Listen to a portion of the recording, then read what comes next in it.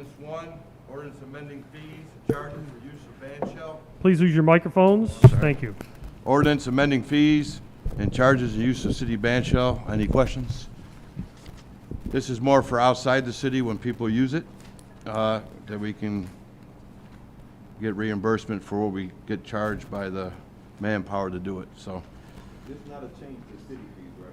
No, this is, 'cause I asked them a question, if we are co-sponsoring a band shell, you know, the city's co-sponsoring something, then it's for free of charge. Anything in number 1, good? All right, number 2, Commissioner Deeds, Mr. Dennis Bova, 471 Rose Clare, Utica, New York. Good to go? Yeah, good with that. All right. Number 3, I'll turn this over to Heather. Let Heather speak on this because this is her area. So as you may recall, several weeks ago, I came down and addressed and presented to you what the mayor's capital plan was. Several months prior to that, during the budget negotiations, we had a presentation by department heads that showed some of our buildings in disrepair as well as some of our equipment. This is what we've kind of tried to narrow it down to. It's a little more than we normally borrow, but a lot's been going on the past year. We feel strongly that the early bird gets the worm. With all the federal money that's coming down, with the possible infrastructure money coming down from President Biden, we're going to see a lot of activity in our community. And if we can get in and get some of our work done early, that puts us in a better position.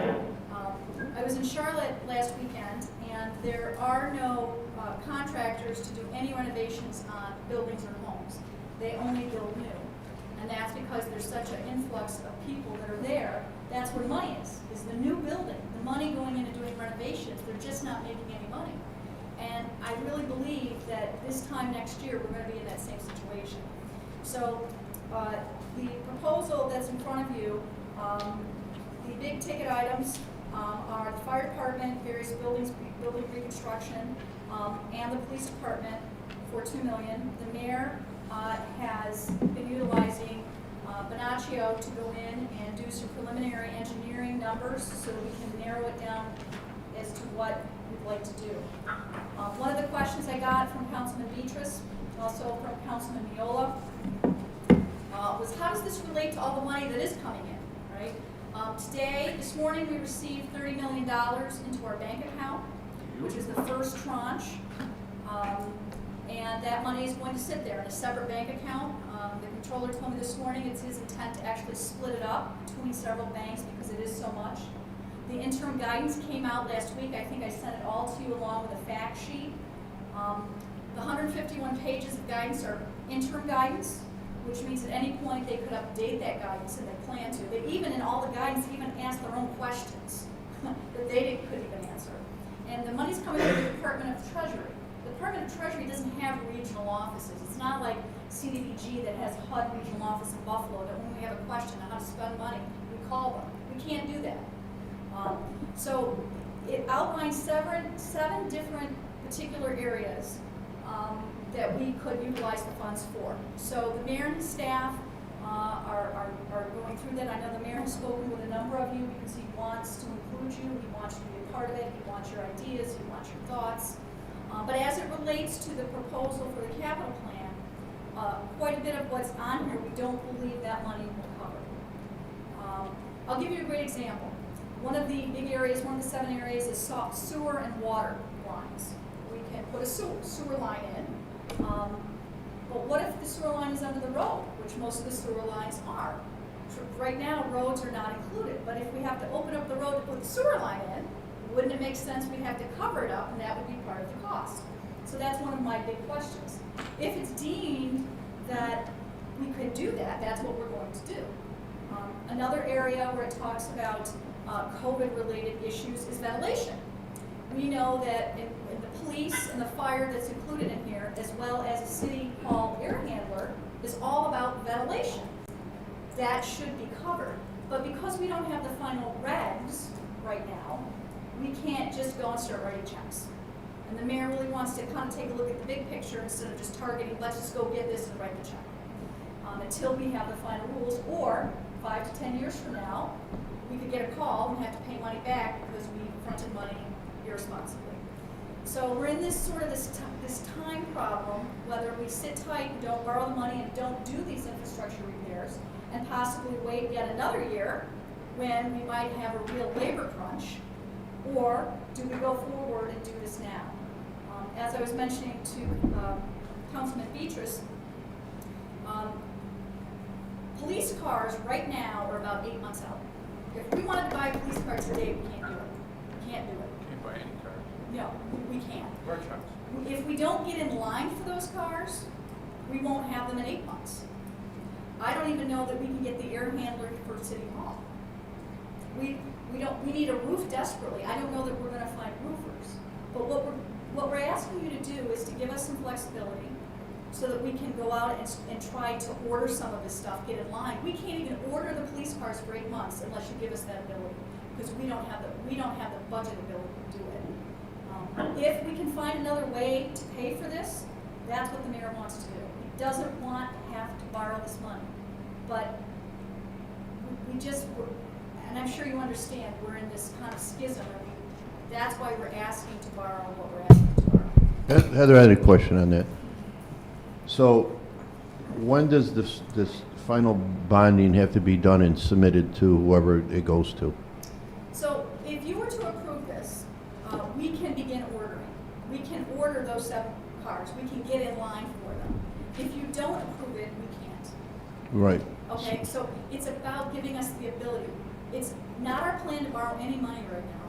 Right. Even the 2.5 for the paving, we have not borrowed yet, because our first bill we probably won't see till August. So if we're borrowing the money in March or February, and we're not coming a bill until August, why would we do that? Right. Right? Well, the question, just a follow-on question on that. Let's say the cars. I don't think they're. Well, let's say all of a sudden it comes down on this final rules that we can buy police cars with it. So we've already borrowed the 11 million. We haven't borrowed. So we're bonding for it. No, we're not bonding. What we're asking for is the ability to go to bond. Okay. That if we have to go. So this is. Anticipation note?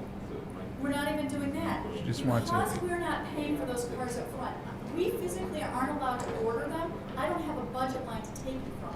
You're giving me a budget line. That's all you're doing. You're giving me a budget line. You're giving us the ability to borrow that money when those cars come in. Can I? So let me just finish up. Enough. I've got a question. So let's say you don't spend it all. Then we won't borrow it. So we just won't borrow it all. So it's not that we already have the money, we got to give it back or move it somewhere else. This is just an open line where, in the event we need it, then. Okay, but you have to submit the bond eventually, right?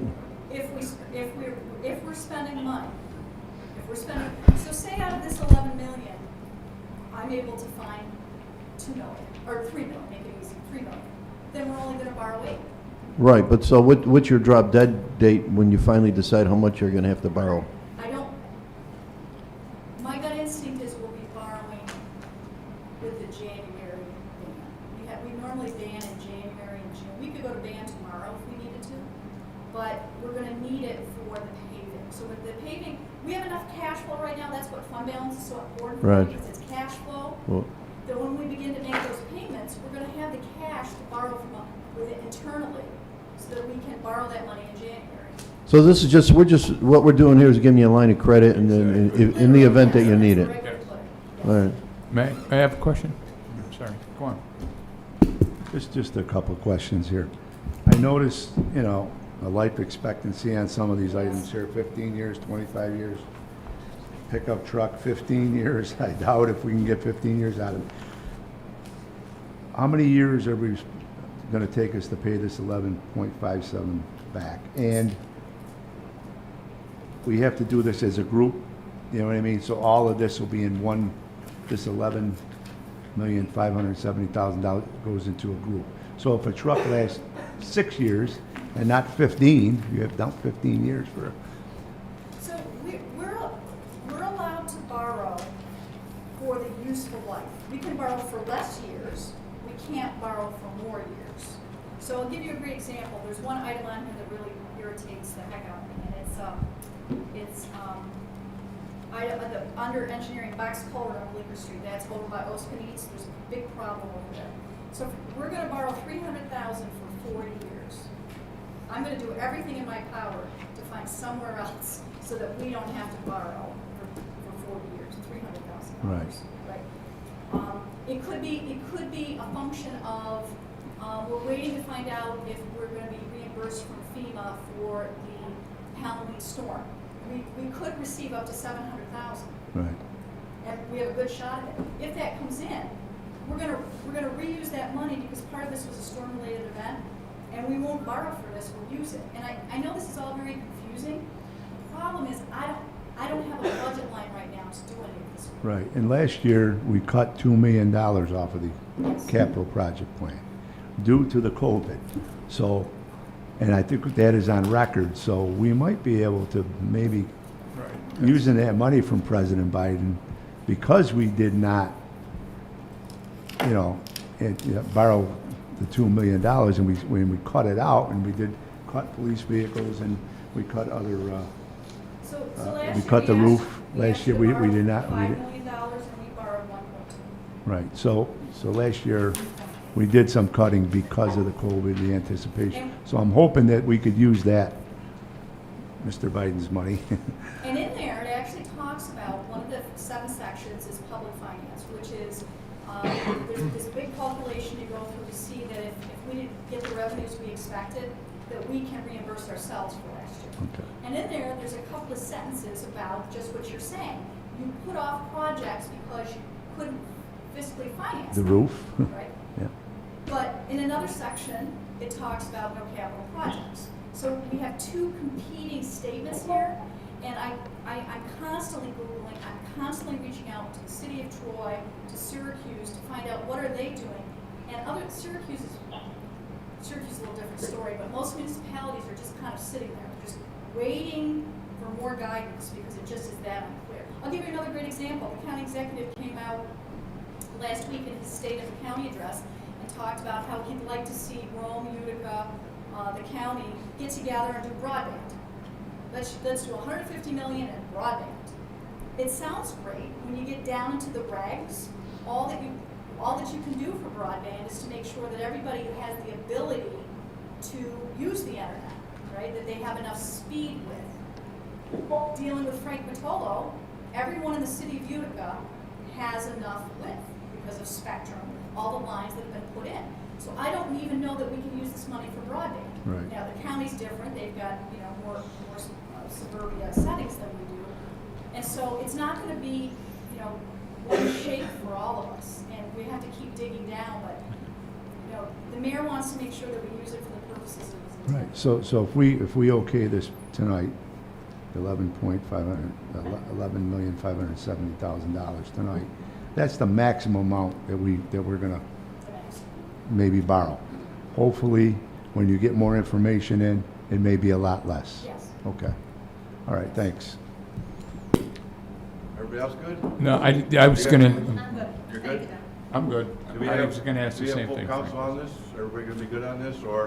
Mr. Minority Leader, it needs, first time out, it needs, if anybody does not want to vote for this, we have to put in committee. So we need everybody's support on this piece of legislation. Is anybody unopposed? Any nays? Any Any nays? nays? Thank you, Mr. Minority Leader. All right, let's go to number 4. Ordinance prohibiting the use of ATVs and other off-road vehicles by amending Chapter 1-16 Motor Vehicles and Traffic with the addition of Article 3, Section 1-16-3 through 1-16-3.7 of the Utica City Code. And we know we have a lot of problems with this issue, and I think this is a, yeah, so, You must have been in the same spot. I saw them in Roscoe Conklin today, yeah. really?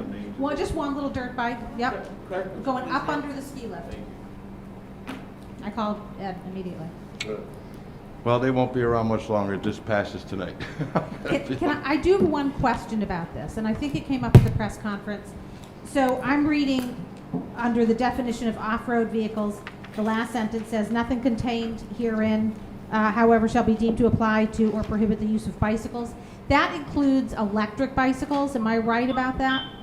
Correct. Okay, because those are becoming more popular and, okay, so, This is all relevant to gas powered vehicles. so when people put those little 2-cycle things on their bicycles, we can prohibit that. Gas powered. Yeah, gas powered, Yes. that's what I meant by 2-cycle. So the little people, I mean, you've seen people do this, right?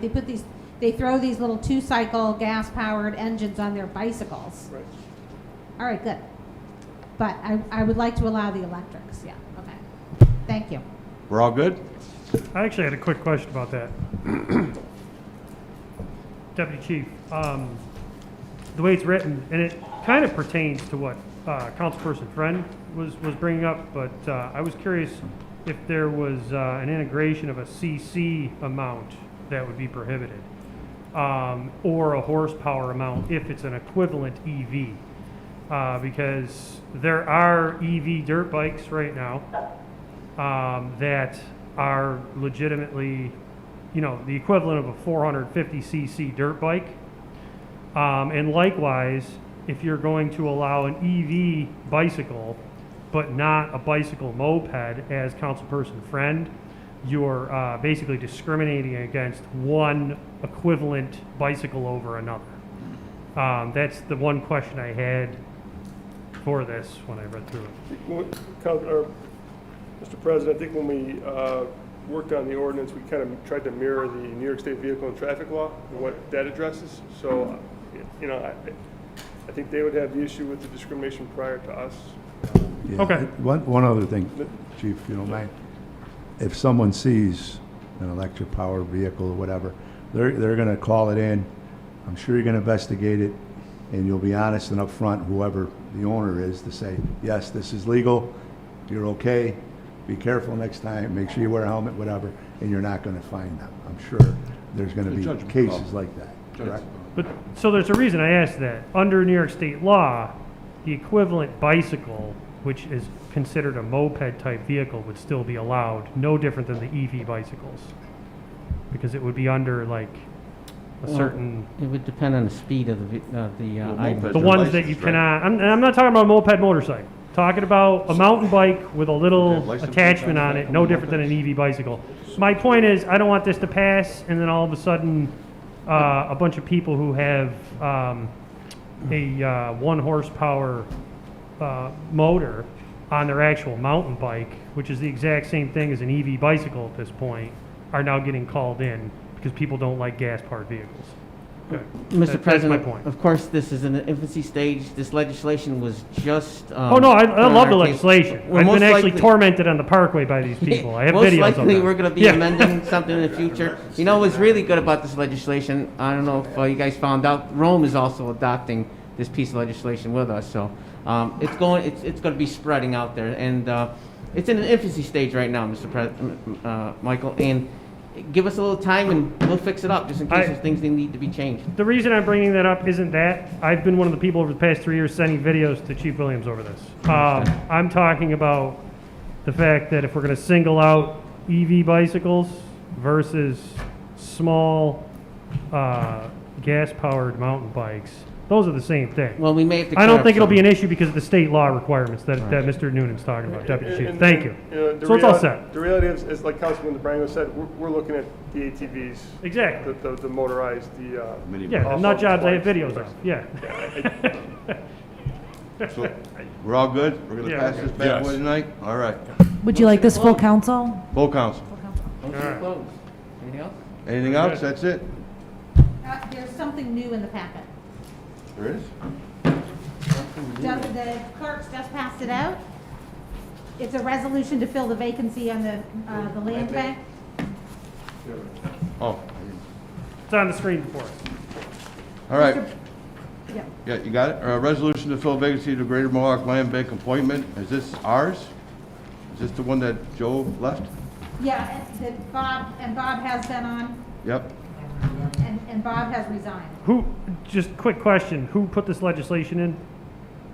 I did. Okay, so the sponsor just needs to be changed to Councilperson Friend, that's all. Oh, okay. Yeah, that's fine. Well, Well, wait a second. No. I'll sponsor for her. Thank you. that's what I mean, I'll see it. But it also can't. Procedural though. If my colleagues don't mind. Yeah, full council, right? We're all Full good? council on it, except for Celeste. We good? We good? That's fine with me. All right. Whatever it takes. You want to get on it? Yes, I do. Here you go. Um, And that's it. Thank you. Can we, as long as we've got some time, I had some question for department heads. Do we have time for that, Mr. Williamson? Yep. Okay, a couple of things. Is Mike Mahoney on the line? Mike is on the line. Mike Mahoney, you're being summoned. Can you hear me? I can. Okay, so I had a question about something that came up a couple of weeks ago or a while back in a meeting where we were discussing the video surveillance legislation that Mr. Moody had submitted. And one of the questions that came up that, as I recall, both Mr. Beatrice and I had was one of the big selling points on the new LED lights, one of the ways in which it was sold to the council was that they had USB capacity and we could plug in cameras on them.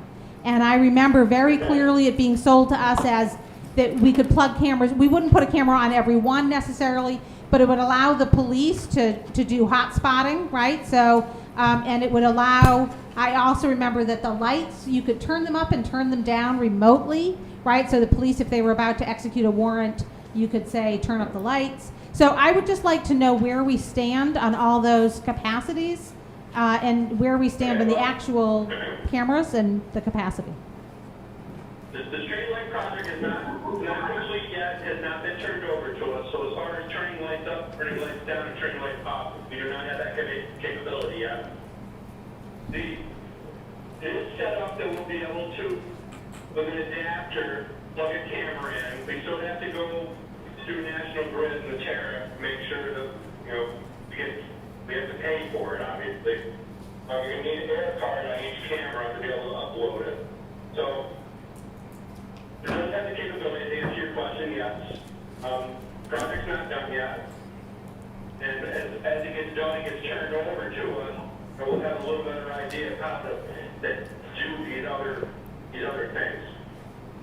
Okay, thank you. So, okay, so we'll loop back around here once the project is done and is turned over to us. Correct.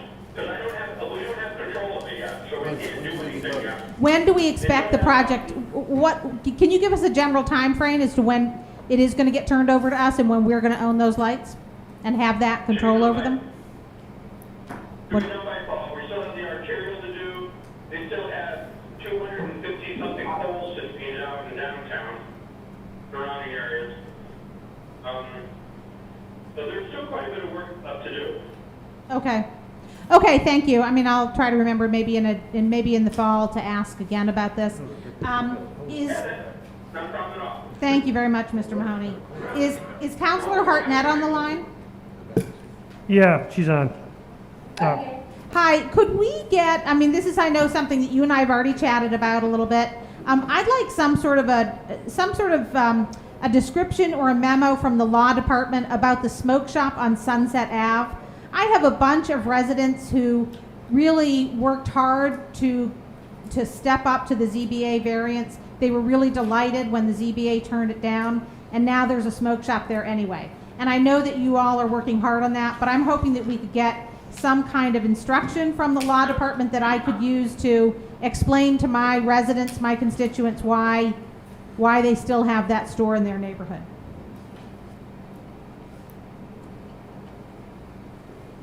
I believe as we discussed the other day, so I'm waiting for some dates, and I believe you were gonna send me some stuff to council person friend. Right, okay, yep. So the bottom line is though, that they were denied a permit to operate a convenience store under the old zoning code. However, a smoke shop is not a convenience store under the old code, so they were able to open a smoke shop without, any further permitting process because it was an allowable use. Okay. Which is why they're authorized, I believe right now, and I'm way double checking on the dates to make sure that they're basically grandfathered in as a smoke shop under the old zoning code. Okay, thank you. Yeah, maybe the council needs to think about going back to that legislation and rewriting it, because these smoke shops, I'm sure that they're a problem in other neighborhoods as well. They are suddenly a real problem in South Utica. That one on Sunset's a problem, and then there's another one kind of at the railroad tracks on Genesee. That one's a problem. I have a problem in East Utica too. Over Yeah. there, the old modernistic. Oh, yeah. That's a major problem over there too. So Right. I agree with you. Okay, thank you. I have a couple other things. Is Mr. Thomas on the line? He does not appear to be. Okay. Commissioner Thomas, is that you with the last two digits of 16? By chance? That thing is President Dave Short. Oh, that's Dave Short. Okay, sorry. Okay, could we request that Mr. Thomas come to the next council meeting? There's no particular urgency to my question, but I do have a question I'd like to ask him. That's a follow-up from a conversation from a couple of months ago. And then I have one more thing. I would like it if the council could consider, if we, in the past, we have gone down to one meeting in July and one in August. If we could settle on those dates tonight, that might make it easier for some of us to plan our summer activities. By our default, we would be meeting on the 7th and the 21st of July, and the 4th and the 18th of August. That's our standard dates. And then on the 1st and the 15th of September. But if we're going to cancel a meeting in July and a meeting in August, I'd love to do that tonight. I'll have to call my secretary, I'll let you know. Okay. We can do that. Can we do that in June so everybody can talk to, you know? Okay, yeah, can we make an effort to do it at the very next meeting? Yeah, in June. Yeah, at the first meeting in June, yeah, okay, That's when we usually do it anyways. okay. Can I ask the city engineer a quick question? So, is the city engineer, can he hear me? Mike? Okay, great. I don't know if this is a question for you, but I'm going to ask you because I don't know if you have the answer, DPW or the deputy chief. But I've been getting a lot of calls about with these ATVs and dirt bikes and cars on the 1600 blocks of Utica just racing through, and we put signs up, you know, but they can care less about the signs. So my question is, do we have the capability to do temporary or permanent speed bumps? Is that something that we do in the city of Utica, something that we don't do? And if we don't do the speed bumps... It's not something you can do in the city, not in an area that you plow. I mean, literally, you'll never have the tire probably take it out, or you do serious harm to the plow. It's definitely, so if anything, you have to do some kind of a temporary thing. I don't know what David Short thinks about that. He's on the line as well, but definitely nothing you can do as a permanent basis. Okay. So can you talk about the temporary situation? I love deferring to Dave what he thinks about it. Yeah. Councilman Dave Short, sir. I guess the best person to talk to, and I hate to put him on the spot, would be Deputy Chief. He was on the tip of his tongue. Look at him. So we've addressed this question in the past, and in our consultation with corporation councils that would be a liability to the city, in that a temporary speed bump or even a permanent speed bump could result in pedestrians, motorists, bicyclists falling, and would be therefore a liability to the city. We've had that question raised for some of the roads in the park. But how do other cities get around that? Yeah, other cities do it. Rochester has Speed bumps on city streets. on city streets in dense populated neighborhoods in Rochester. Yeah. They have to be maintained heavily because you guys gotta understand the rods that hold them down and cars going on them and off of them, they come loose and they can do havoc to an undercarriage of a vehicle. I mean, The liability, be made about the potholes in this. the liability, yeah, that's true. The ones in Rochester li- are permanent. the They're liability- asphalted in. Yeah, So, but the to liability answer your on that- question directly, Councilman Moody, the Common Council would have to legislate it. I mean, legitimately, all right? So, something to think about. Write it up. Speed bumps, here we go now. Any other? I would like one more thing, and then I promise I'll be done. I would like to call a committee meeting for 2 weeks from today of the Media, TV, Cable, and Internet Committee. at 5 p.m. 2 weeks from today. That is on whatever that is, June whatever.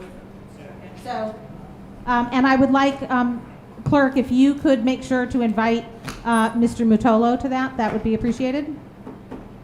And actually, could you also invite Stephanie Highland and members of the Youth Council? You may want corporate counsel too. Sure. Let's have a party. You could also invite the Corporation Council. What is your meeting in regards So to? I haven't started this yet, so nobody jump on me for not having started this yet. I want to think about whether we should have an official Facebook page for the council. The county ledge does it, a number of common councils do it, the mayor does it, and it would be just a very simple amendment to our rules of order. But I haven't yet worked it up. The judge and I are going to get together soon and work up the resolution, so. I think Heather should be there too. Yeah. Heather, I'd like you there too. So your plan on that, is that your Facebook page that you're planning on doing? Would it be more of an informal thing, or where people post back and forth, or what More kind like of? a formal is it- thing, but we what's can work that? all this out at the Okay. committee meeting. Okay.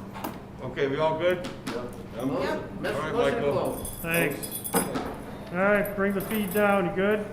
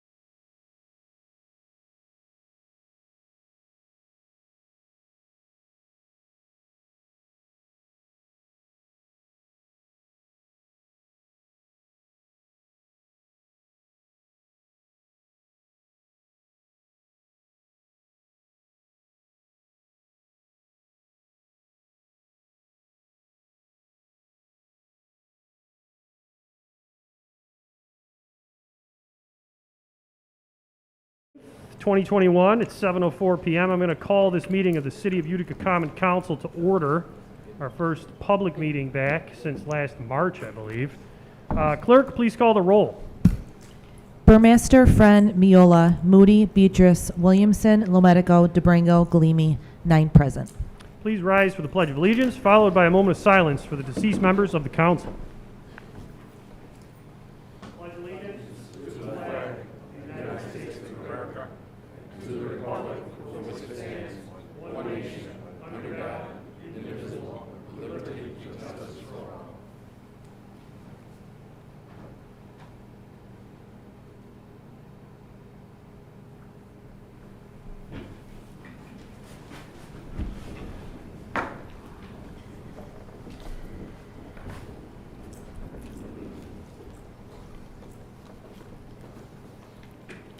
All right, before we begin, I'd like to thank the members of the public who've come to the meeting this evening. It's great to see people here, and thank you for following all the protocols so that we can keep the council meetings open.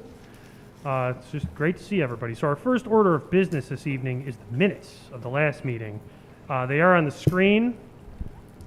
I'd like to make a motion. All right. All right. So, all right. I'll pick motion second. Any opposed? All right, the meeting minutes from May 5th have been dispensed. Thank you very much. Next order of business is public hearing. And we have no pieces for a public hearing this evening, so the public hearing is now closed. We have no common council guests, so I'd like to go right into public comment period, which we do have 3 people in one group signed up. Everyone has reviewed the public comment period rule, which was at the podium when you signed up. The timing, which I need to get to watch on here. The way the rules are written, there are 3 people less the group. The group will have 4 minutes to speak, and then the rest of the time will be divided equally amongst the 3 remaining speakers. So technically on the books you have 8 minutes. However, if you could be succinct and discuss what you would like to discuss related to city business, and not stray, we'd appreciate your time. Thank you. So the first person is Heather Wasilewski.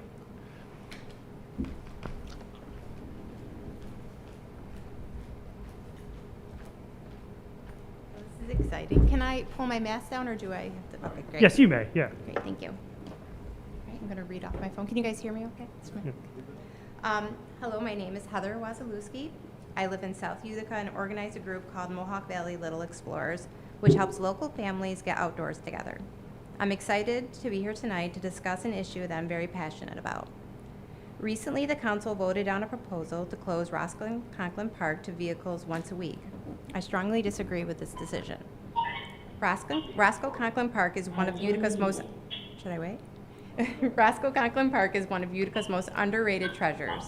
My husband and I have been running, walking, skiing, and snowshoeing the park for years. We're grateful for that such a beautiful park exists within 5-minute drive from our home. When our son was born, we brought him along in his baby carrier and looked forward to sharing the park with him as he got older. So, when he started riding a bike last year, we couldn't wait to bring him to the Eagle to enjoy the park under his own power. But we soon discovered that the Master Garden Road is an accident waiting to happen for families. The traffic moves dangerously fast. We've been run off the road multiple times. The danger isn't as noticeable to us adults because we've learned to stay aware of our surroundings and avoid traffic. But kids don't have that awareness yet. After an incident last summer with a speed drift racer who nearly drove over our son, we stopped bringing him to the park. It's simply unsafe, unusable. I'm not exaggerating when I say eventually someone is going to get killed up there. We understand that many people love to drive up to the Eagle, so do we. We don't want to take that away from anybody, but closing the road just once a week gives families a safe, stress-free environment to enjoy runs, walks, bike rides all together. That kind of experience doesn't exist anywhere else in South Utica. We hope you consider this small proposal to improve lives of Utica families. Thank you. Thank you.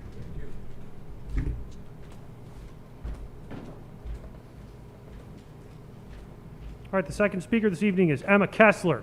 If you could come up, thank you very much. just announce your name and begin, we'll be all set. Good evening. My name is Emma Kessler, and I'm here to speak in regards to the ATVs and the dirt bikes that have been such a nuisance in the area, and I totally understand that. They are a nuisance. But I want to bring to light also that those same young people riding through the neighborhoods crazy are a nuisance. But I mean, if you think about any young man on a motorcycle, on a dirt bike, it's just that speed thing, you know?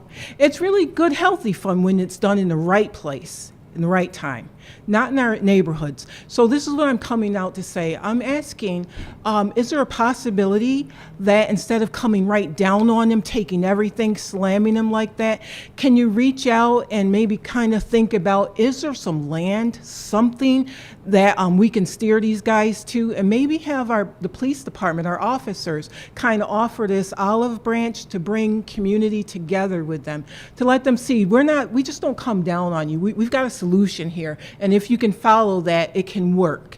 A lot of these kids, what are they going to put the ATV in the trunk of the car? It doesn't happen. A lot of them don't know where Forestport is. If they probably drove up there in a group, they'd scare the people to death, like, oh my God, what are you doing here, you know? So I think if we could possibly come up with some type of a solution for some land or something, or if there is no land, I mean, I don't know, is it possible that perhaps police officers could drive them up on periodically, they sign up for the trip or whatever, load them up, take them up there, then have discussions, healthy discussions with them and all. Just reaching out in community so that the parents see, oh wait, this is working for us, you know? You get them off the street in that way. Then another thing too, I think the fines are lofty. These are impoverished people. They don't have money anyways. So when you fine them $500, okay, make them pay the toll fee, but when it's $2,500 to get it back, some of them aren't worth $2,500. So when you auction that same thing off, you're giving people a song and a dance that come to the auction. I'll grab that for $500. I'll take that for $200. So the people that already have, you're giving them more. So we're taking away from, again, the poor. You know, we're penalizing them heavily. So if we can kind of maybe understand, you know, and then too, I mean, you can only play so much basketball, you know what I'm saying? So I'm just kind of wondering if it can kind of be rethought out, if something can be done on their behalf, because they're boys in need of speed. They love to hear the engines. I know I like to hear a good truck motor run. You know, Pearl. So if we can do that, that would be great. Thank you for your time. Thank you. Ron Vincent.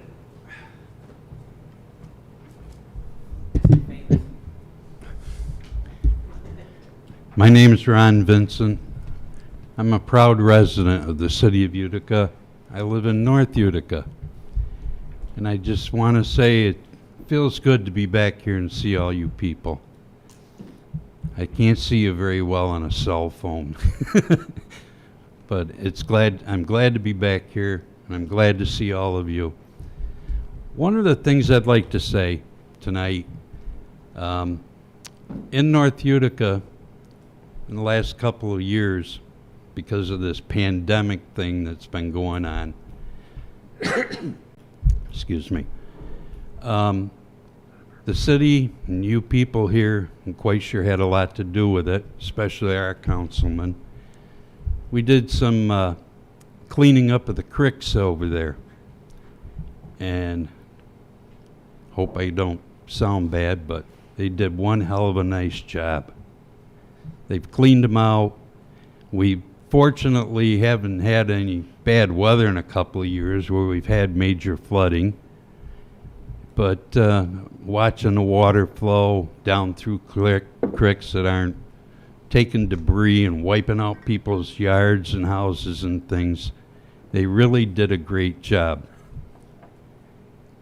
The thing is, when your next budget comes up, I've been saying this for years to all of you people and your predecessors, once the creeks are cleaned out and everything is working good, it's called keeping them going like that.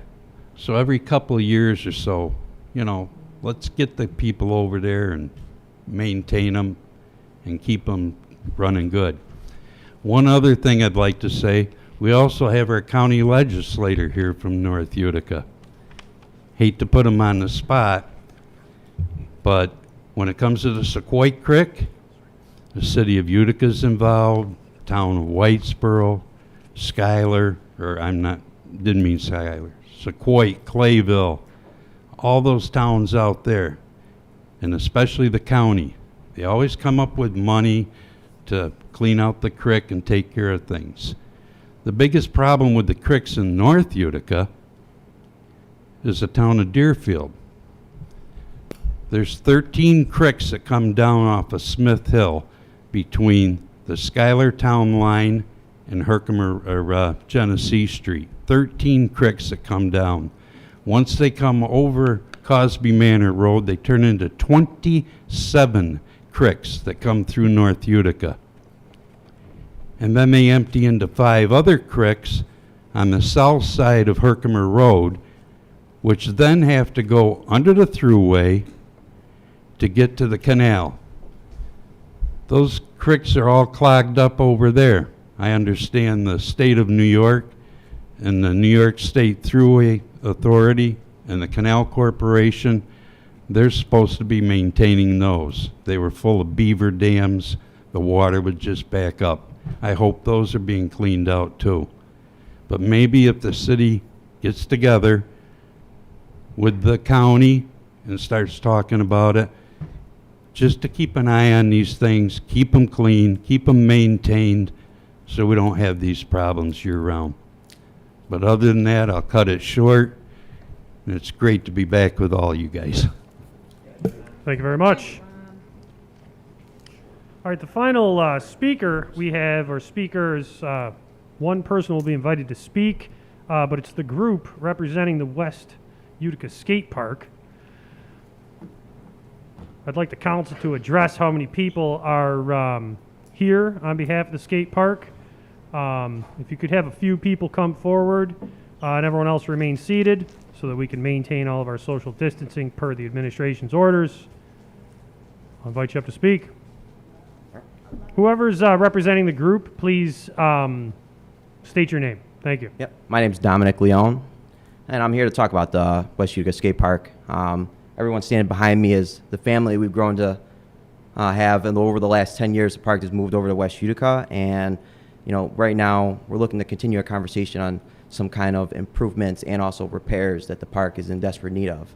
For the last 10 years, we've had only 2 repairs that have been done to the park when it comes down to bolts or broken rails or all the equipment that we do have there. Right now we're missing over 50 bolts.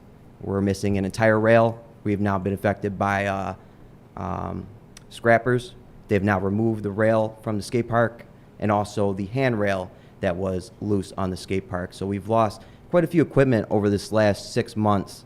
We're now, we're starting to come back from winter, and now we're starting to lose some of our equipment at the park. So we're looking into continue a conversation showing you over the last 6 months, over the last 10 years, the damages that have been done to the skate park, what's been repaired, and also what needs to be repaired.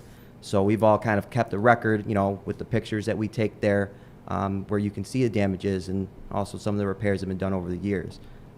We've also started a GoFundMe page about 32 hours ago, and we've reached our goal of $1,500. We've actually exceeded over that. We're almost $2,000 right now, and that $2,000 is into repairs to the skate park that are desperately needed.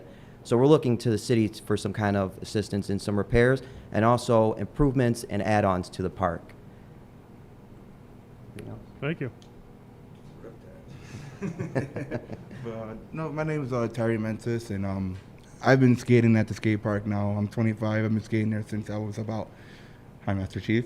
I've been skating there since I was about 10 years old. And Dom's a little bit older than I am, and he kind of guided me up throughout the years to be a skateboarder. And now that I'm older and I have a YouTube channel, and I kind of do a lot of stuff with the community and different skaters from around the neighborhood with filming videos and taking pictures and all that kind of stuff. So it's just been kind of hard going to the skate park and seeing new little kids come in, and there's holes in the ramps and people are falling and getting hurt. So it's just a little scary to see that. And it'd be nice if the city could do something about that. Thank you. So. Good evening, everyone. My name is Derek Barker. I'm a resident of Utica. Former basketball player, college graduate of Utica College. When my son came to me and said he wanted to skateboard, I was like, no basketball? But it's okay. It's okay. It's a new world for me. His sister. Let's not forget what we're going through right now, what we just starting to get through. The park is important. I think sometimes we forget that. And I know when we're leveling things out, we have to prioritize. But the park, emotionally, what it's going to do for the kids, what the woman spoke about previously, parks, safe places, I think we're going to forget that. We're going to just forget that, and we'll do a disservice if we just forget that. I said I would add $1,000 to the young men and their efforts because I see the importance of it. Had I not been at that park with my kids, I wouldn't have known. So if you guys don't go out to that park, you guys will be missing something as well. I just got blessed that my son wanted to skateboard. And come in there, look at all the different races, sex, older, younger, everyone's there. I met some parents. I'm like the skateboard dad now. Know nothing about skateboarding, but it's okay. He found something that he loves to do, and I don't have to worry about that block of time. All the older guys are keeping it safe. We'll clean it up. We pick up bottles, whatever's there, but it needs some repair. So if you guys just think about that and think about what it'll do for them, especially this summer, coming from everything we've just been through just now, it will be greatly needed and appreciated. Thank you so much. Thank you. Thank you. That closes public comment period this evening. Before we move on to the next order of business, I just want to remind the public some of the rules of order and our order of business. If you'd like to stay throughout the meeting during remonstrances and appeals, although the council cannot interact with the public during public comment period, the council does tend to address some of the issues that are brought up during public comment period. So I'd appreciate it if everyone can stay for the duration of the meeting. Thank you. Next order of business is communications from the mayor. We do have a letter from the mayor to the public, or to the common council. This is in the mayor's words. I'll be reading this to the council. Reference below are updates I wanted to share with the common council. With the positive trends regarding our local COVID-19 infection and vaccination rates, we are anticipating to reopen City Hall to the public by the end of the month. I will be sure to contact each member of the common council prior to any public announcements. The infection and vaccination rates are trending in a positive direction. Unfortunately, after careful deliberation and communication with public health officials and event organizers and review of recently announced state guidelines pertaining to fairs, festivals, there will not be a 4th of July parade or fireworks celebration this year. We are hoping to host an event this year, but safety is our top priority, and we are looking forward to partnering with event organizers to bring back the parade and fireworks in 2022. 2 items of legislation have been submitted by the administration to the council for consideration.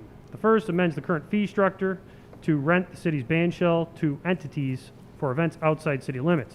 This proposed legislation will more accurately cover the cost for organizations and individuals to rent the band shell when it must be transported outside the city.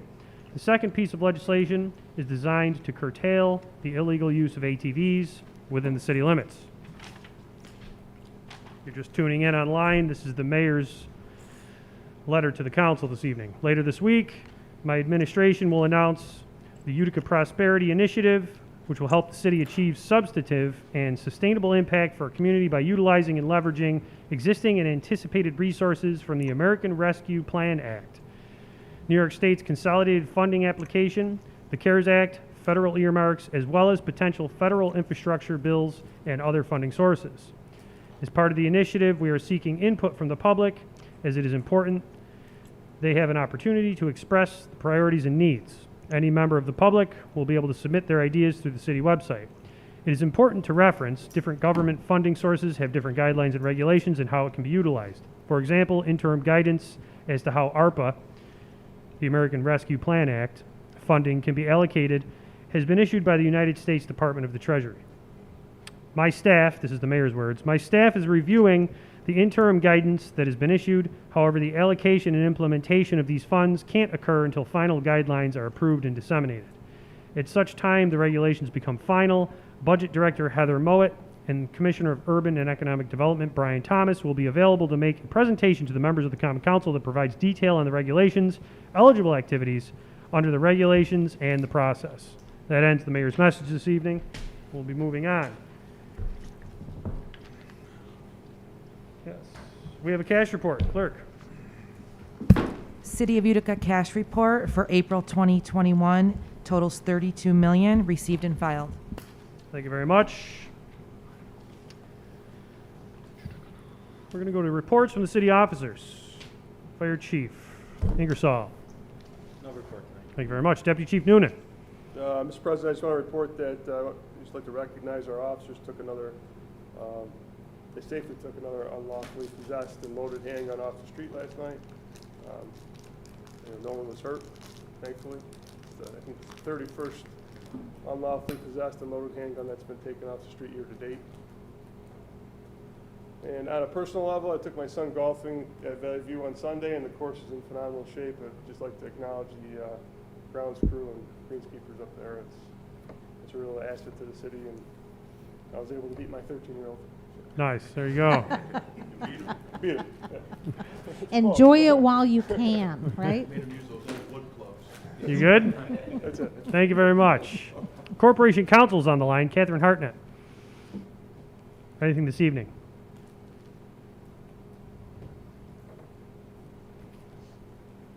All right. Last call.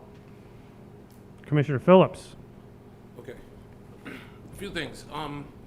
What Deputy Chief Noonan said, you know, I had the opportunity to be a part of police reform, and I'm codes officer, which does law enforcement itself, and 31 guns off the street in May is a really good job, and it's a credit to you and your officers, and you're doing it without casting a wide net, with targeted enforcement guided by intelligence, without having to have a huge presence in the neighborhood where you're stopping everybody.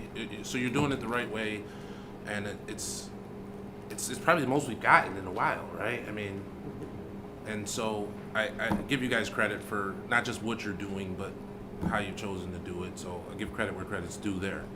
The second part of that is we, as a codes department, there's been some confusion in the city because of zoning ordinance that passed. It's a whole thing. You can't have roosters. It's still against the law to have roosters. There's people that think it is now legal to have roosters in the city. It is not. It is not. They're waking people up. I mean, there's very big rooster populations in backyards, and you can't have roosters. They say they read the law and they can. They can't. So, you know, we're gonna make you take your roosters back to the farm. The actual farm or the metaphorical farm? No, the actual farm. Like, take them to a farm. They're roosters. And the third thing I'll say is, and it's I'm the codes director, but I'm also director of city initiatives. And to the people that were out in the park, the mayor's comments, what he said is important, and there'll be more announcements in the news and stuff later. But it's important that those ideas that you have, those things like that you think will make the city sign better, that you really participate and submit them. It's a very easy form to turn in so that people know what the public supports. And as we're looking to spend the different federal money that is out there, as well as city money, you know, residents say they want input, and when it's time to give input, you have to step up and advocate for the things you want, because that's how the government can represent you. That's how they know what you want. So I'd like to encourage everybody, including the people on the Common Council, including the people in city government, to take that Utica Prosperity Initiative seriously, to fill out your ideas for making the city better. It's going to be the forum by which to do them. And I think it was a good idea for the mayor to ask people to participate in that. So. All set? Yep. Thank you very much. Petitions, remonstrances, appeals, and legislation from the floor. We're going to start with the 2nd District today. Councilman Burmaster. Thank you, Mr. President. I have nothing at this time. Thank you. Thank you very much. 3rd District, Councilperson Friend, you have the floor. Thank you, Mr. President. I do want to say welcome back to the public. Thanks for coming. Please keep coming. We need you to be here and continue to use public comment because we really do need to hear from you. I've been so happy over the last 2 weeks anticipating being in this room with people together again. So I'm really pleased to see people here.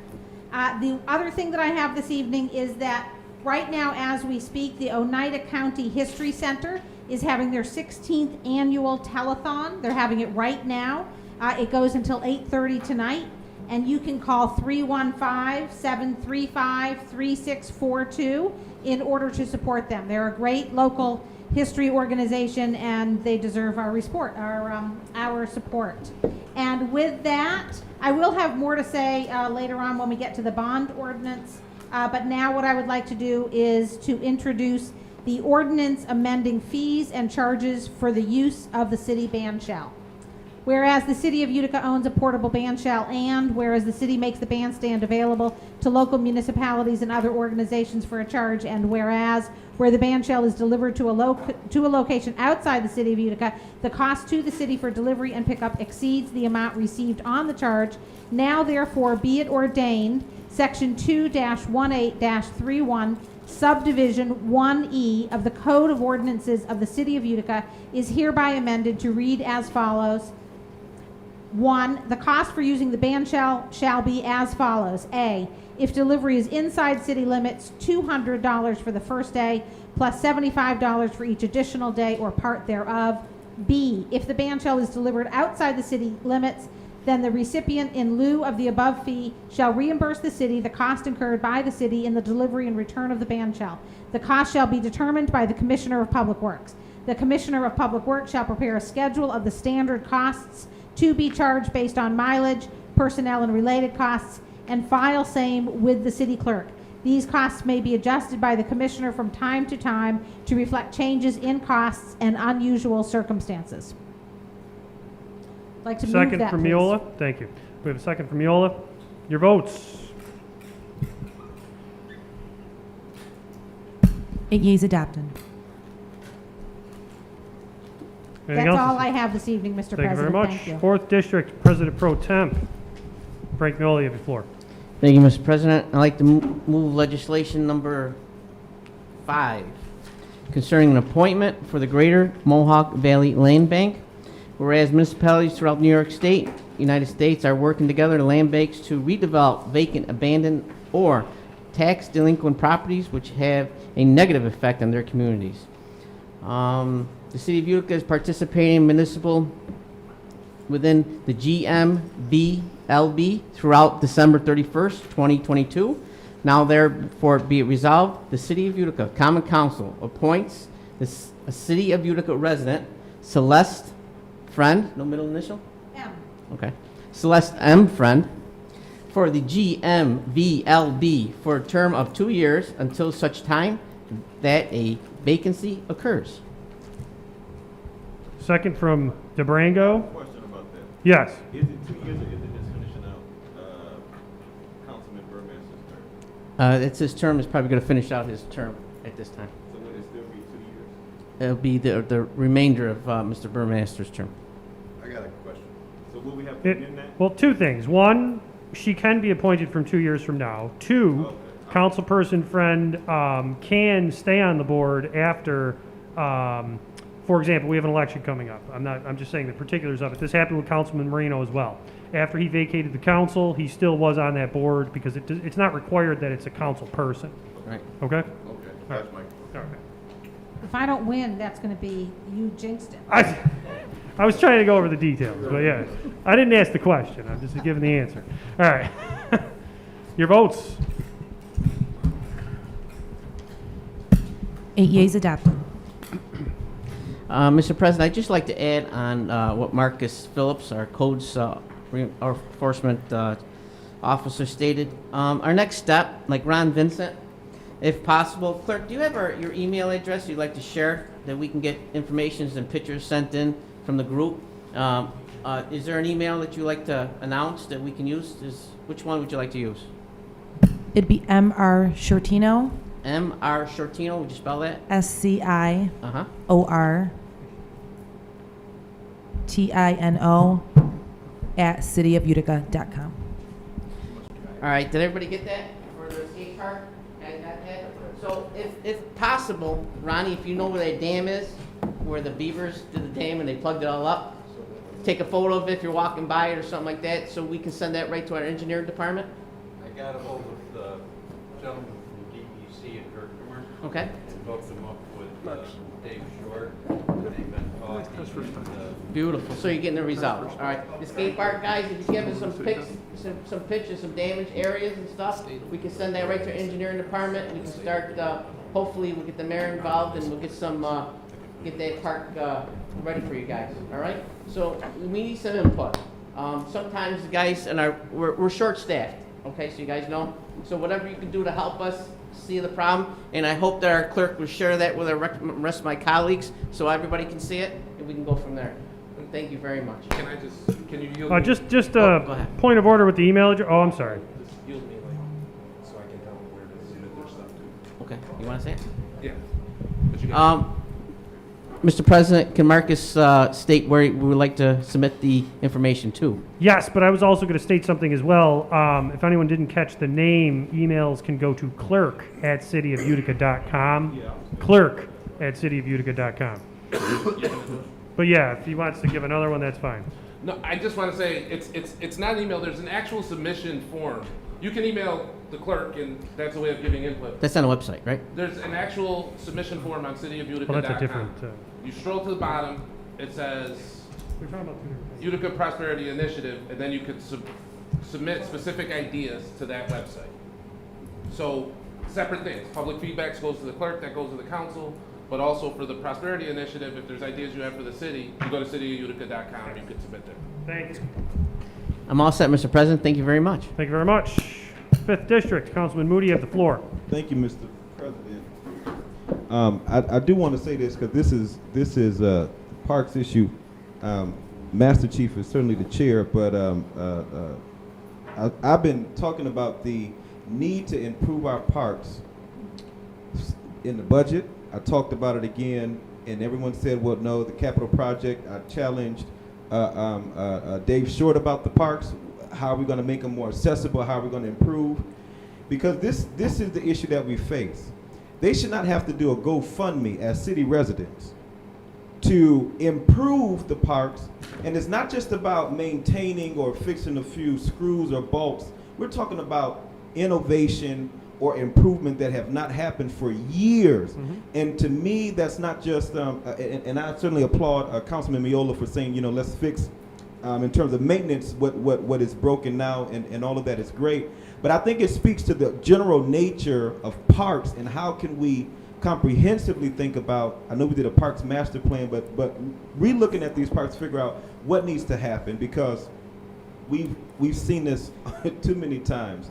The skate park is a perfect example of that, of a beautiful park that has potential with regard to skate park. Rochester just put in over $2 million into their skate park, brand spanking new. I think we need to start thinking about innovation with regards to our parks, and I brought it up in the budget process.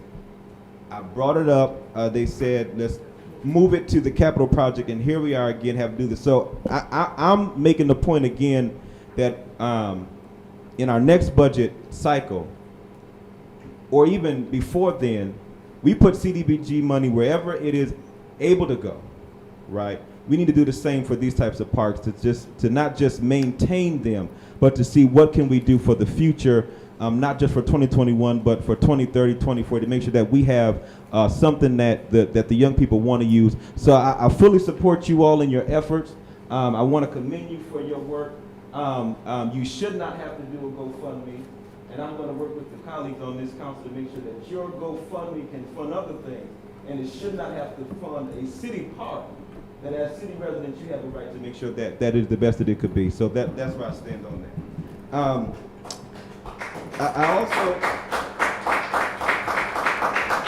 I also do want to echo what Commissioner Phillips was saying about the $30 million and to submit plans. That is a tremendous, well, $64 million or however much the amount is going to be.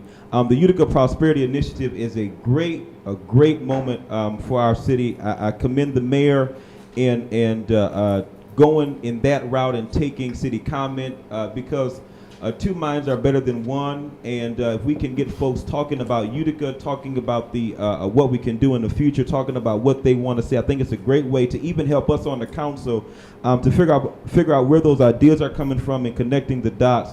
I think we miss a lot of the big picture in Utica, not because we don't have the dots there, but we fail to connect the dots in our city, and so I think that portal on the city website would be a great way to do that.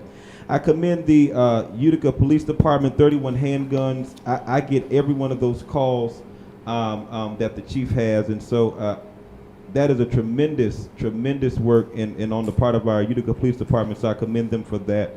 But, Mr. President, there's this moment. There's a lot happening, a lot of moving parts.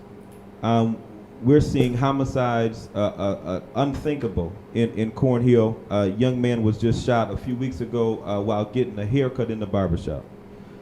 We see some excitement with regard to stimulus money coming down in our city, and we see tremendous development. We need to continue to put our heads together, not in a partisan fashion, not Democrat against Republican, North against South, East against. We need to come together because we have major issues that are not always solved through an ordinance or through a piece of legislation. And so, and I just want to thank my colleagues as we go into this major conversation that we're going to be having in a few weeks and months. Thank you all for the work that you all been doing, and that's all, Mr. President. Thank you very much. 6th District, Councilman Beatrice, you have the floor. Yeah, I'm going to, I want to bring out the proposed resolution number 3, sponsored by, I think it's Councilman McNeil, Burmaster, Friend, Miola, Moody, Beatrice, Williamson, Lamonaco, DeBrango. Commissioner of Deeds, resolved that the Common Council does hereby appoint the following person as Commissioner of Deeds in and for the City of Utica for a 2-year term, commencing on May 19th, 2021, and ending December 31st, 2022. Dennis B. Bova, 471 Rose Clare Ave, Utica, New York, 13502. Second, from Miola, your votes. 8 yeas adopted. I'd also like to talk about a few things tonight. So I'm very, very proud as a councilman for the 6th Ward in North Utica. And there's just a couple things I'd like to say. I'd like to give some businesses in my area a prompt. Last night was the first time this year they had What the Truck. It's over on Leland Ave.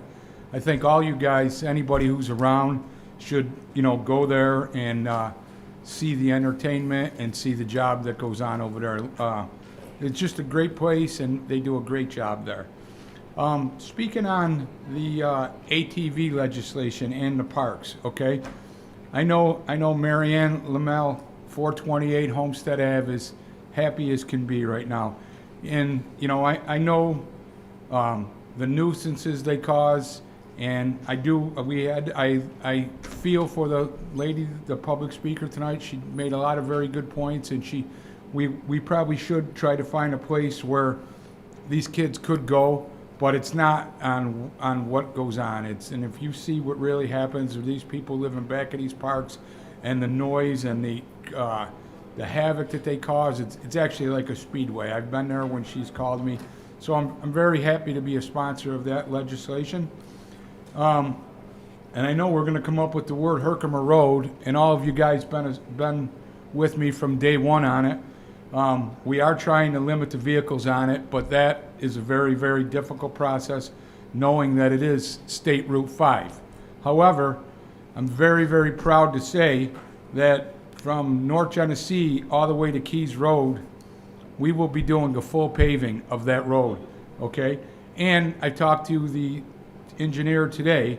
It's not going to be just a top. They're gonna be pulling it out next week, mulling it. Some of the areas, they're gonna be doing it at nighttime over by the shopping center. They're gonna be working on the infrastructure. That road was paved in 2000, and it's a concrete base road. So they are gonna bring it right down to the concrete. They're gonna go by and they're gonna work on that, and I'm very, very happy that that's getting done. I also want to thank the administration and whoever else is involved. If you go through North Utica and back of Aldi's, we have an all-purpose field that is really coming into its own. I mean, it's pretty close to being open, you know, and it's good to see that we're having a lot of good things, you know, being done in my area. I'm a member of the Harbor Committee, and we've just had another very productive meeting tonight. And I know the harbor, and I was a person on the other side looking in for years. You kept hearing about this harbor. When is it going to happen? We are pretty close to getting the harbor up and going. And I don't want to tell you guys to go over there because it's fenced off. But if you've seen the walls, and Councilman LaMonaco will vouch for it too. We've been over there. It's going to be a great thing for our city. And then the one last thing is the parks. Okay, I think these kids they brought up a great point about this skate park, and I'm going to challenge all of us. What we also need, skate park is great for that, but what we really need in this city is a dog park. Okay, we have no dog park. I know it's, you know, when I brought it up, they've talked about it's part of a master plan, and maybe it will be, but I think we need to take some initiative on that too. The last thing I'm going to talk about is litter. We talked about it last week. Proctor Park is a big part of my area, okay? And it's all of us here have worked. You know, I worked with the Youth Council. Master Chiefs worked with the ROTC kids. Frank and Jack. Everybody's been part of cleaning this park up, okay? You clean it up on a Sunday, and you go back to walk on Tuesday, and there's garbage all over. We need to take pride in the city, okay? We talk about, you know, the police. It's very, very tough to give somebody a ticket for littering unless you see that person throw it or litter right there. So we need to take pride in it. And, you know, if you see somebody throwing garbage or, you know, I mean, it just shouldn't happen. It should not happen that everybody's working to pick this park up, and every day there's litter and there's garbage all over. I could see it in the spring after the snow melts and, you know, stuff has been blowing all over. But we're almost at the end of May now, and I mean, this stuff shouldn't happen. Okay, and then in closing, I want to recognize one person here that I'm very proud of. I'm very proud to work side by side with him. He's the only legislator that comes to every meeting. And you know what? He, you know, it's not a question of Democrat or Republican, because we're both on the opposite sides of the aisle, but I can call Tony and Tony can call me, and we get a lot accomplished, okay? So I just shout out to the other legislators in the area, you know, I'm glad I have the, you know, the relationship that I do. And I thank you for coming here every week with us. Thank you. Tony Leone, yes, okay. Okay, I know him as Tony, so I'm going to call him as Tony, all right? He's basically... So he said his name 3 times. So, okay, that's all I have tonight, Mr. President. Thank you. Council at Large Minority Leader, Mark Williamson, you have the floor. Thank you, Mr. President. I don't have the gift of gab like some of my colleagues, but my gosh. Anyways, I gave Mr. Mentis my phone number, and I will go down to the park. I'll make a meeting with him, and we'll go down there and investigate it, make sure there's no safety violations going on down there, so we can get it fixed as soonest. And that's all I have. So, Mr. Mentis, give me a call tomorrow, and we'll make it happen, all right? Thank you very much. Council at Large, Jack LaMedico, you have the floor. Thank you, Mr. President. I'd just like to thank everybody for coming in today. It's good to have our people coming in and talking about some of the issues, such as the park and the motorcycle. You know, I appreciate you coming in and giving us your opinion on that. I just don't think kids should be driving in the streets on them. So maybe we could look at maybe, you know, a park where the kids could drive their dirt bikes or something like that down the road. You know, I'm not sure if that's feasible or if we could ever get that through our corporation council. But I do feel your pain on that. But there's just, we just feel as a city that it's just too dangerous. And I'm not thought about your children. But sometimes you get a few people that ruin it for everyone else. And I think that's, you know, what it's come down to. So maybe down the road we could adjust it for you. But at this time, I have to move this forward because they put it on my desk.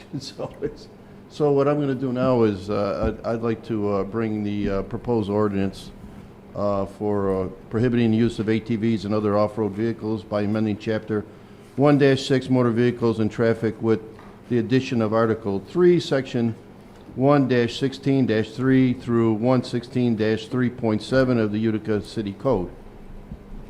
Okay, we have a second from Miola. Would you like to summarize this legislation? You don't have to read the whole thing. Thank you very much. It's been displayed and distributed to the public and the common council. It's like 20 pages long, I think. Anyways, whereas the city of Utica recognizes the operation of illegal, unregistered dirt bikes, ATVs, and other non-street legal vehicles on the streets and in the parks of Utica and seek to eradicate this dangerous behavior, and whereas this ordinance shall amend Chapter 1-16 Motor Vehicle and Traffic by adding Article 3, Prohibition of ATVs and other off-road vehicles, Section 1-16-3 through 116-3.7 to Utica City Codes of Ordinances. Now therefore be ordained that the City of Utica hereby amends Chapter 1-16 to read as follows, and I'll read the definition. All right. For the purpose of this chapter, the following terms shall have the meaning indicated. Off-road vehicles, all terrain vehicles, sometimes known as ATVs, as that term is defined in Section 2281, 1 of the New York State Vehicle and Traffic Law, off-highway motorcycles, as that term is defined in Section 125-A of the New York State Vehicle and Traffic Law, motocross or dirt bikes, dune buggies, go-karts, mini bikes, golf carts, and any and all other types of motorized trail bikes or vehicles that are manufactured for sale of or operationally primarily on off-road trails or for off-highway competitions and are only incidentally operated on public highways. Nothing contained herein, however, shall be deemed to apply to or prohibit the use of bicycles. All right. Second? Second. All right. Williamson? Your votes. 8 yeas adopted. And just finally, we had mentioned that we had 31 guns taken off the streets this year, and I commend the police department for the great job they're doing. And as of last year, we had a total of 50 taken off. So we're already through April here, and we're only, you know what, very short of that 50. So I'm sure we're going to be taking more than 50 off this year. We have to talk to our youth, you know, to talk to them about these guns. And, you know, it starts, you know, when they're 15, 16 years old. That's where a lot of these kids are carrying them now. And those are the ones we need to concentrate on and talk to them. If you know somebody that's thinking about carrying a gun or somebody's after him with a gun and he needs to get one, we need to figure a way to intercept this and working with our youth, I think is utmost importance right nowadays, because I just don't want to see any more of these young children killed. I was with Marcus when that last incident happened. We were like 1 block away, and it was just terrible, you know, for the family, the friends, and for the people that are actually doing the shooting, because they're going to have to pay the ultimate price down the road, and unfortunately, their family pays along with them. So if you know somebody who has a weapon, there's a way you could call the police department. Ed, what's that number again? Crime Stoppers? Crime Stoppers. Do we have a number for that? Well, you could contact Crime Stoppers or contact City Hall, and, you know, we will do it very quietly. We don't turn any names in or anything like that. But we need to get these guns off the street. This could be your son that we're saving, could be your nephew, could be your next door neighbor, and we just don't want to see this happen. And hopefully, you know, it's the citizens that are really going to the people where this is all happening, they're the ones who are really going to have to help us with this. So I just hope that we don't go to 50 this year, but I'm afraid it's going to go over that. So thank you. Thank you very much. Council at large, Frank DeBrango, you have the floor. Thank you, Mr. President. A couple things. I welcome back the public. It's great to see everybody out there. It's good to hear some feedback, some of their concerns. I do take my notes as everybody is speaking up there, and especially with Ron Vincent. I know they complimented on the creeks up there with a good job they did cleaning them out. I know we haven't had any major storms, but I could assure you, with Councilman Beatrice as your representative, he talked from day one about maintaining it. And I'm sure that we will work together on it with the Parks Commissioner and make sure we maintain it, you know, whether it be the fall or the spring or whatever. Most likely be the fall before the winter. So we'll have to do that. And I thank God that we didn't have any problems with flooding up there in the past year and a year and a half. As far as the dog park, I know Councilman Beatrice mentioned it. It's funny because I spoke to the mayor the other day, and I says we need a dog park, and there is something in the works. I'm not going to comment it now, but he is working on putting a dog park in the city of Utica. Now I don't know if it's going to be east, west, north, or south, but they are working on that. As far as the ATVs, you know, we voted on that tonight. I know some, and I mentioned it to the mayor. Some of the fees are you know, pretty high, and I understand some of them aren't even worth that amount of money.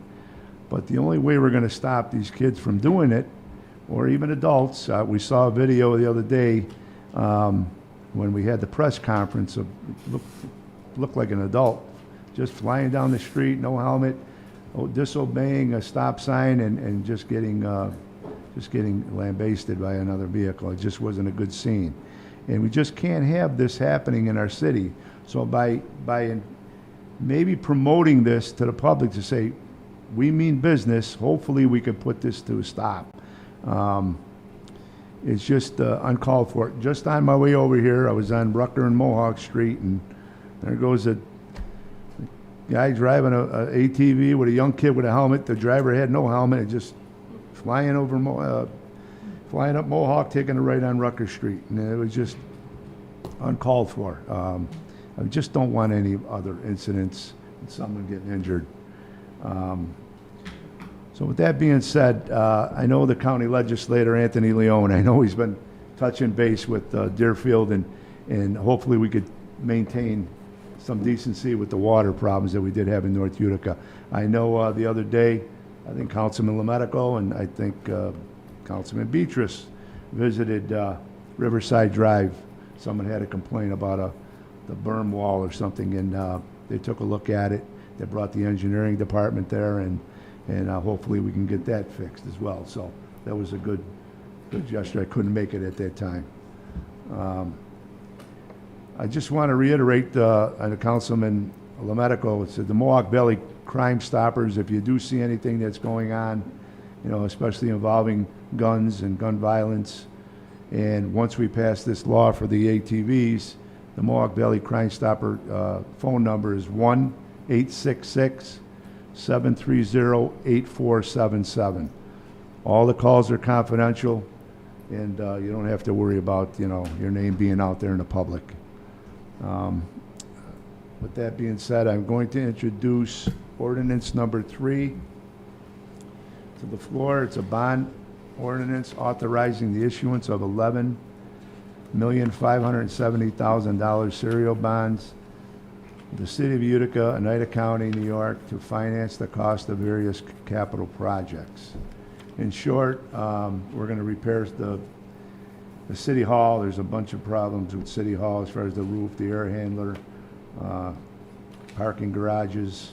The Parks Department needs some equipment. The Police Department looking for utility vehicles, and some building construction. As you know, our Police Department is over 100 years old. The Engineering Department is looking to get some new traffic signals, and they need some trucks with plows. The Fire Department, various buildings. We saw some photos a while back during one of our meetings, and And some of the buildings are actually, need some major repairs as far as restrooms and compliance, because we do have some female firefighters there. And we also want to straighten out some roofs. Some of the roofs are leaking there, and as well as the air conditioning HVAC systems that need to be replaced. So, in short, we are going to hopefully pass this bond tonight. It may not be the whole total, depending upon the money we can get from the federal government. We might be able to use some of that money towards this infrastructure project that we have going on. So I am going to introduce to the floor right now. We have a second from Miola. I would Your like votes, is there any debate? I'd like to speak to it just very quickly. I am going to vote for it. I think it's a really good set of things. I think it's good stuff to spend money on. Interest rates are low. I know that the mayor's staff has worked hard to put this together. I'm actually really excited about all the repairs that we're going to do to parking garages and to City Hall, etc. My one reservation that I have is the idea that we're continuing to buy and borrow money in order to buy internal combustion engines, which are really on the cusp of becoming obsolete technology. As of 2035, you will not be able to buy these kinds of vehicles in the state of New York. You will not be able to buy internal combustion engines in New York any longer as of 2035. Passenger vehicles, 2045, you won't even be able to buy trucks. So we're really, rapidly moving towards electric vehicles, and I think the city needs to do the same. So I did have some reservations about this. I've talked at great length with Chief Williams and with Deputy Chief Noonan, and today I did sit down with the mayor for a long time, and we talked this through. We share a commitment, the mayor and I, to converting the city's fleet as much as is possible. There might always be vehicles that you can't convert, that you won't ever accommodate an electric engine. But he is committed to, in fact, working towards electric vehicles, and he wants to start with the codes department, which I actually think makes a lot of sense. But other cities are already doing this. Police chiefs around the country are reporting vast savings by using electric vehicles. So I really do think that we ought to be moving as quickly as is possible under present circumstances towards converting the entire fleet, or as much of it as we can, to electric vehicles. And I would like to see the Common Council in the near future weigh in on this, maybe simply with a resolution supporting the mayor's efforts to work towards this. Gasoline is about to get incredibly expensive for a variety of reasons, part of it designed exactly to incentivize individuals and municipalities to move towards electric vehicles. So I am going to vote for this. I think it's a good bond, but I did just want to express that. Thank you. Your votes.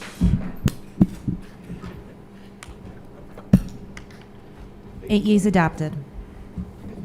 That is all, Mr. President. Thank you. I had a few things this evening, but we're getting pretty long in the timeline here. So I just want to acknowledge that this is the first time we've had public comment in person in quite some time. And I think it's great that one of the efforts that came out was from the West Side Skate Park. When I was a kid, we all built quarter pipes and had them in the street. So I think, what you guys are doing there is phenomenal. And it was reflected amongst the full council that this initiative is going to get addressed in some way, shape, or form through the city. So I appreciate you coming out. We all heard what you said, and we'll be doing something to act on that. Other than that, I'm going to ask for a motion to adjourn. Second. Thank you.